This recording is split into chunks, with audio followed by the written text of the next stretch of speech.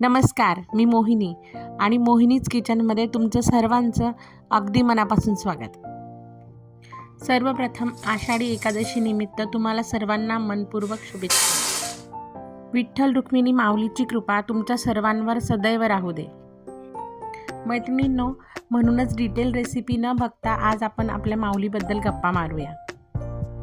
आषाढी एकादशी हा फक्त एक सण नाही, तर तो भक्ती, श्रद्धा, संयम आणि सेवाभावाचा उत्सव आहे. महाराष्ट्रात या दिवसाला खूप मोठे महत्त्व आहे. अनेक दिवस पायी चालत वारकरी ज्ञानोबा तुकारामचा गजर करत पंढरपूरला विठुरायाच्या दर्शनासाठी जातात.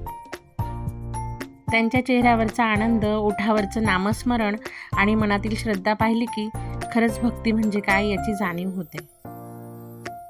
आपण सगळेच पंढरपूरला जाऊ शकत नाही, म्हणून विठ्ठलाचं नाव मनापासून घेतलं, कोणाचं मन दुखवलं नाही, चांगलं वागलं आणि आपल्या कुटुंबासोबत प्रेमाने वेळ घालवला. मला वाटतं ही पण एक पांडुरंगाची पूजाच आहे. आषाढी एकादशीला आपण सगळेजण उपवास करतो, पण उपवास करणं म्हणजे फक्त न खाणं नाही. मनातल्या वाईट विचारांना दूर करणं, चांगल्या विचारांना जागा देणं, राग, मत्सर आणि अहंकारावर नियंत्रण ठेवणं ही सुद्धा उपवासाची खरी भावना आहे. खरं तर आषाढीला घराघरात सात्विक आणि उपवासाचे पदार्थ बनवले जातात. प्रत्येक घराची पद्धत वेगळी असते, पण त्या पदार्थामध्ये प्रेम, श्रद्धा आणि आपुलकीची भावना नक्कीच असते.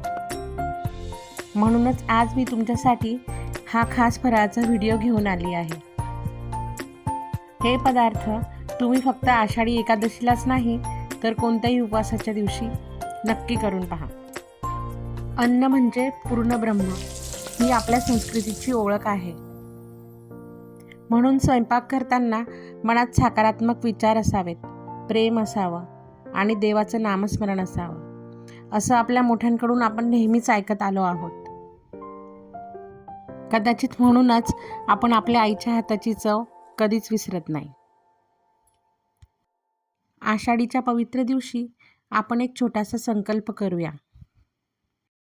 तसं तर रोजच देवाचं नाव घेतलं पाहिजे, पण रोज नाही जमलं तरी अधूनमधून देवाचं नामस्मरण करूया.